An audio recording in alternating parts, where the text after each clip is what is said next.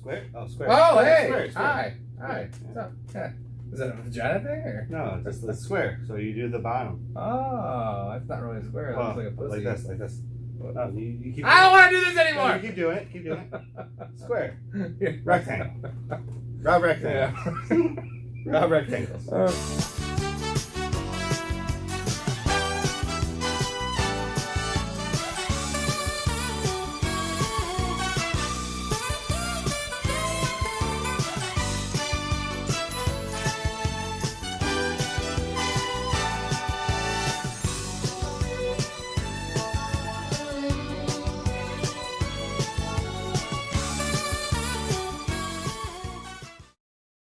All right. Apparently, in between recording, we just took some math or something, or what do we? You have math? Yeah. No. Well, not anymore. No one in the history of having math has ever had more math. Yeah. Week 5 betting segment right there. I actually wrote it down this time. Our bets. Fave 5 bets here. Sometimes I do 6.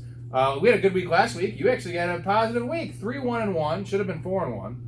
Yeah. Well, I'm gonna take the 3-1-1. I went 4-2. You are 9-11-1 in the year. Yes. I am 15-8. 9/11. You know what that means? I'm in with the Illuminati. Oh, So nice. now you guys are in trouble. Either you're better. You didn't count on my 15-8. Well, 15-8. That's like that was a rough year.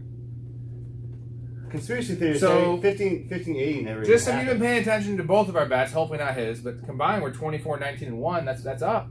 Yes. That's up. And we had a Rob Square special last week. Chargers. Now won. we're 2-1. 2-1 this year. 2-1. We were 4-1 last year. So that is 6-2 career. I think Rob Square based on the specials. way we've been talking before this, I think we might have another. We might have another Rob Square special. Maybe for one you, or so. two. I think. Well, I have all props besides one. I have Okay. one game. Well, we'll see. The Bucks. I was on the. Yeah, whatever. All right. Fave 5 bets. Rob Squared. Lead it off for us, Cass. So my only noon bet is one of my favorites is Miami -3 at the Jets. That's a Rob Squared special. My one game. All right. Yeah. You like the -3? I did. I bet it down to -2.5. Yeah. To, minus 128 or whatever. But we'll take -3. Yeah, -3. I think is the bet. Because I think it's only going the opposite way. Couple things with me. It's I don't know how much missing Tua, like how many points is Tua worth to you? Might actually not be worth any. But if you were to say 3. Okay, so based on the books, he's worth 2.5 points. Okay. So he was 5.5. Now it's 3. Either way, I like Bridgewater to perform well. The biggest thing for me is Zach Wilson against the blitz. Yep. I think that's the biggest thing that I'm really harping in on. One in division, 3 points. The Jets are still trying to get there. I feel The like. Jets are 2-2 right now. Like they're not gonna be 3-2. That would be very surprising. Yes. Yeah. No, yeah. To that point, yeah, that would be very, very surprising. But Miami is a playoff team to me. It's that simple. Like Zach Wilson against the blitz is where it really boils down. And Miami is one of the highest blitzing teams in the league. And it kind of just boils down. It's that simple to me. Miami is a better team, and they're going to blitz. Their strength is the Jets' weakness right now. So the 3 points is easy money to me. Well said, Kappa. Very well said. Very articulate, this man is. Wow. He's really killing it. He's coming into his own, and I really appreciate that.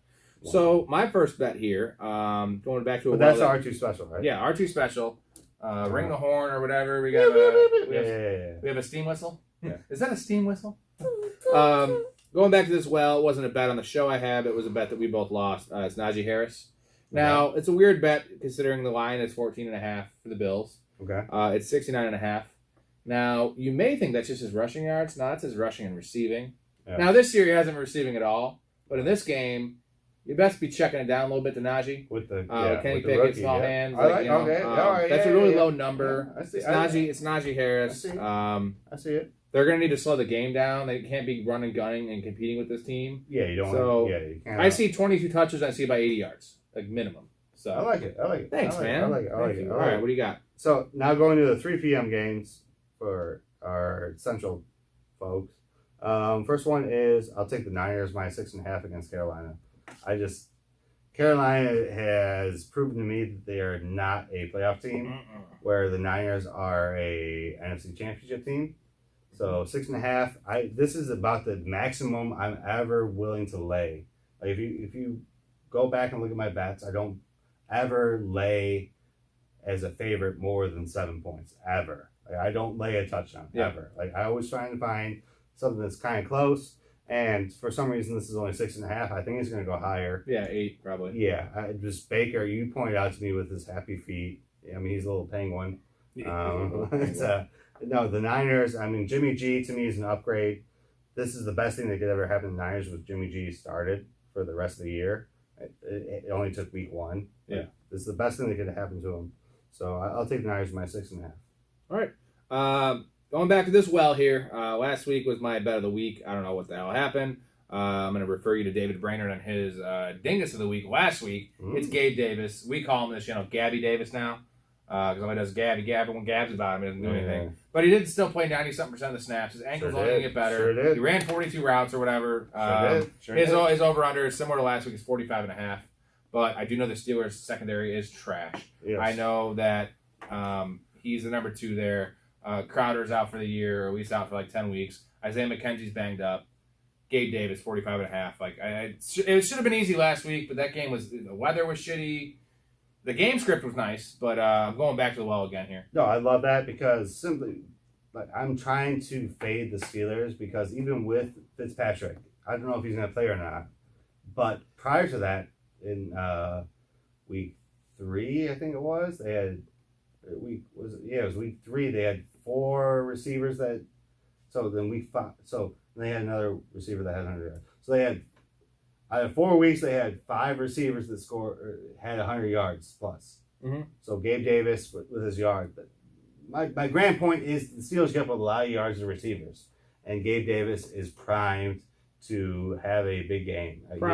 He had a touchdown the week 1, I believe, and I don't know he's had one since. No, because he missed one game. Yeah, he's been injured and then limited. Mm-hmm. But I mean, Diggs is the guy that you want to shut down. So Gabe Davis is the guy that's going to step up at 48.5. I love it. Yeah. I love it. Thanks, man. My next one is the... Can't read his own writing. No, the Bobs. The Bobs plus 5.5. I'll go to mine while you figure this out. The Bobs. Mine is Terry McLaurin, over 55.5. They are at home against the Titans. Titans have a decent run D. And I think they're going to have to pass. I think this is a get-right game for Carson Wentz. He's had a couple stinkers in a row. I like it. I like that. Yeah. I love Samuel... I actually love it. Well, thanks, man. Samuel's beat up.